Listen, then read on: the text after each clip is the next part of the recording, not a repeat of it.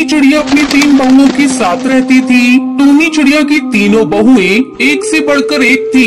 वो तीनों बहुत ही आलसी थी। बहुओं के होते हुए भी टूनी को ही घर का सारा काम करना पड़ता था। क्या करूं, 3 बहुओं के होते हुए भी मुझे ही घर का सारा काम करना पड़ता है। कुछ दिनों बाद करवा चौथ का त्योहार आने वाला था। एक दिन टूनी चिड़िया अपनी तीनों बहुओं को अपने पास बुलाती है। आओ आओ मेरी बहुओं, मुझे तुम तीनों को कुछ देना है। ये सुनकर तीनों बहुएं खुश हो जाती हैं। ये माँ जी हम लोगों को क्या देने वाली है? लगता है कुछ खाने की चीजें देंगी।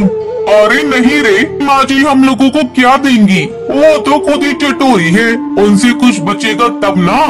अरे चुप रहो तुम दोनों, मैं इस घर की बड़ी हूँ। शायद माँ जी घर की चाबी मुझे सौंप कर तीर्थ यात्रा पर जाना चाहती है। तुम तीनों आपस में क्या बातें कर रही हो? ये देखो मैं तुम्हारे लिए बाजार से क्या खरीद कर लाई हूँ। माँ जी क्या है इन डब्बों में? टुनटुनी बहू, तुम्हें पता है ना करवा चौथ आने वाला है। मैं तुम तीनों बहुओं के लिए गहने लेकर आई हूँ। टूनी चिड़िया तीनों बहुओं को एक एक गहने का डब्बा देती है। माँ जी ये तो बहुत सुंदर है। तभी टुनटुनी चिड़िया की नजर एक दूसरे जेवर के डब्बे पर पड़ जाती है। माँ जी उस डब्बे में क्या है? अच्छा, उस डब्बे में उसमें पुश्तैनी हार है। मेरी सास ने मुझे दिया था करवा चौथ के दिन। मैं इसे ही पहनकर पूजा करती थी। फिर तीनों बहुएं वहाँ से चली जाती हैं। रात को टुनटुनी चिड़िया को पुश्तैनी हार के बारे में सोच कर नींद नहीं आ रही थी। ऐसा करती हूँ, कल सुबह सुबह उठकर मैं घर का सारा काम खत्म कर दूंगी। माँ जी जब ये सब देखेंगी तो अपना पुश्तैनी हार मुझे दे देंगी। ऐसा सोचकर टुनटुनी चिड़िया अगले दिन सुबह सुबह उठकर घर का सारा काम करने लगती है। बर्तन की आवाज सुनकर सुंदरी कौवे की नींद टूट जाती है। ओह, तो ये बात है, घर का सारा काम अकेले करके माँ जी को इम्प्रेस करना चाहती हो। लेकिन मैं ऐसा होने नहीं दूंगी। हार तो मैं ही लूंगी माँ जी से। मैं अभी चाय बनाकर माँ जी को देती हूँ। मेरे हाथ की बनी चाय पीकर माँ जी खुश हो जाएंगी। तभी वहाँ बबली कबूतरी आती है और टुनटुनी चिड़िया से कहती है, अरे टुनटुनी भाभी आप यहाँ क्या कर रही हैं? आप जाकर सो जाओ, मैं अकेले ही घर का सारा काम कर लूंगी। नहीं, मैं भी तुम्हारे साथ काम में लग जाती हूँ ताकि तुम्हारा काम आसान हो जाएगा। पहले मैं माँ जी को चाय बनाकर दे देती हूँ। सुंदरी चाय बनाने लगती है। माँ जी ये लीजिए अदरक वाली चाय। मैंने आज आपके लिए चाय बनाई है, पीकर बताइए कैसी बनी है। क्या कहा बहू, ये चाय तुमने बनाई है? मुझे तो विश्वास ही नहीं हो रहा है।